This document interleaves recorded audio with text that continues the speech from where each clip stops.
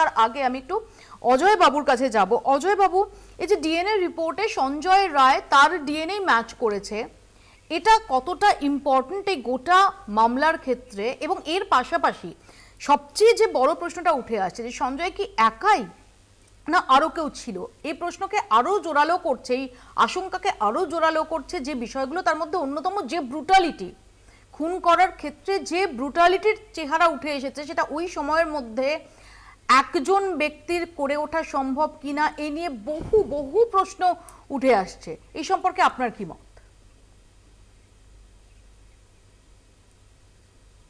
দেখুন, যখন DNA test match করেছে, যার সঙ্গে ম্যাচ করেছে সেটাকে তো আমরা অবহেলা করতে পারবো না, কিন্তু আরও কারোর হয়েছে কিনা সেটা আরও ডিএনএ টেস্টটা আরও ডিটেলে করতে হবে। করলে পরে যদি অন্য কারো সাসপেক্টকে পাওয়া যায়, তার আবার ডিএনএ নিয়ে যদি ম্যাচিং টেস্ট করা হয়, যে দেখা যাক হচ্ছে কিনা, তবেই বলা যাবে যে আর কেউ ছিল কিনা। না হলে তো কিছু বলা যাবে না এই ব্যাপারে, যে যারটার সঙ্গে ম্যাচ করেছে তারটাই শুধু আপাতত টেস্টে তাই বলছি আর কি। আমার এখানে আপনার কাছে প্রশ্ন অজয় বাবু, যে ডিএনএ টেস্ট, ডিএনএ ম্যাচ করেছে ধরা যাক একজনের, এবং ধরা যাক যে সেই মতো এগোলে, আমরা সবাই অপেক্ষা করে আছি 9 তারিখ কি রিপোর্ট সিবিআই দেয় তার দিকে, কিন্তু আমি জাস্ট ধরে নিলাম যে ধর্ষক একজনই, ধর্ষণ হয়েছে, গণধর্ষণ হয়নি, তা সত্ত্বেও বাকি কেউ এর সঙ্গে যুক্ত ছিল কিনা, এই অপরাধের সঙ্গে, এই খুনের সঙ্গে, সেটা আর কোনোভাবে কি বার করা যায় সার্কামস্টেন্সিয়াল এভিডেন্স থেকে? সার্কামস্টেন্সিয়াল না, যেখানেতে হচ্ছে তা কথা হচ্ছে একজনের ওই যে এন্ডো সার্ভাইকাল ক্যানালেতে ফ্লুইড পাওয়া গেছিল, সেইটার যে টেস্ট হয়েছে সেটার সঙ্গে আপাতত সঞ্জয়ের ডিএনএ মিলছে। এইবার কেউ যদি কোনো কারণে ধর্ষণ করে প্রোটেকশন নিয়ে আর কি, মানে যাতে কোনো রকম বাচ্চা হওয়ার সম্ভাবনা না থাকে, এরকম ধরনের যেটা করে মেয়েরা, তা সেরকম যদি কিছু থাকে, তাহলে সেক্ষেত্রে ওই কন্ডোম এক্সেট্রা এক্সামিনেশন করতে হবে যে কোথায় আছে বা কিছু, এগুলো নাহলে তো হবে না। কারণ আপনাকে মেটেরিয়াল যেটা আছে সেইটার ডিএনএ কার সঙ্গে ম্যাচ করছে সেটা দেখা হয়। এখানে যে মেটেরিয়ালটা পাওয়া গেছে, অর্থাৎ কিছু একটা ভিসিড লিকুইড, মানে আঠালো একটা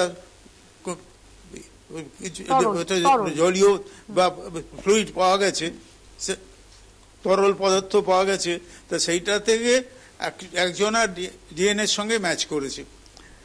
এইবার আর কারা যে কি করেছে না করেছে, যতক্ষণ না কারুর ডিএনএর সঙ্গে আবার একজনের ম্যাচ করছে, অর্থাৎ এই ফ্লুইডটাকে আবার আরও টেস্ট করতে হবে, করে কারুর ডিএনএর সঙ্গে ম্যাচ করছে কিনা সেটা আবার দেখতে হবে। এছাড়া তো কিছু করার নেই এখানে। আমি এখানে একটু জানার চেষ্টা করছি আপনার কাছে, যে এটা তো গেল যে আর কেউ ধর্ষণে যুক্ত ছিল কিনা, আমি বলছি যদি মার্ডারের ক্ষেত্রে হয়, সেই মার্ডারের ক্ষেত্রে অর্থাৎ আর কোন কোন চিহ্ন বা আর কোন কোন ইন্ডিকেশন থাকতে পারে যেগুলো এক্সপ্লোর করা যেতে পারে? সেটা হচ্ছে শুধু ওই ফ্লুইডটা থেকে যদি ডিএনএ করা হয়ে থাকে তাহলে হবে না, কিন্তু যে ভিকটিমের নখের নিচে যদি অ্যাকিউজকে আঁচড়ে দেওয়ার, সেটাও সঞ্জয় রায়ের পাওয়া গেছে বলে সিবিআই সূত্রে খবর পাওয়া যাচ্ছে যে নখের মধ্যে যে টিস্যু পাওয়া গেছে সেটা ম্যাচ করছে সঞ্জয় রায়ের সঙ্গে। সেটা তো হচ্ছে অভয়া তার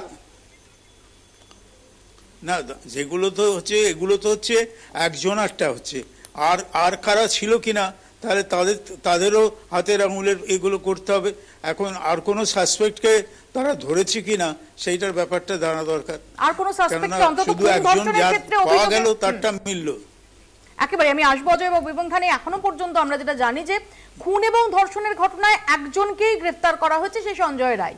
কারণ বাকি যাদের গ্রেফতার করা হয়েছে, সন্দীপ ঘোষ সহ বাকিদের, তাদের দুর্নীতির তদন্তে, অর্থাৎ ধরে নেওয়া যেতে পারে যে খুন এবং ধর্ষণের যে ঘটনা। বলুন প্লিজ।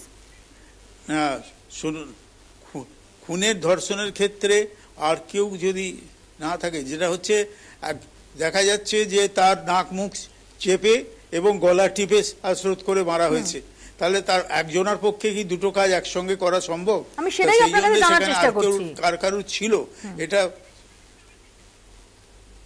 যে নিশ্চয়ই এখানেতে একজন লোকের পক্ষে এটা করা সম্ভবপর নয়।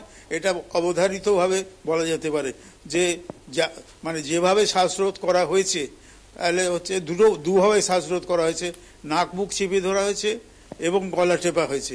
তো গলা, এটা কি একসঙ্গে একজন লোক কি দুটো কাজ করতে পারে? এটা খুবই অস্বাভাবিক।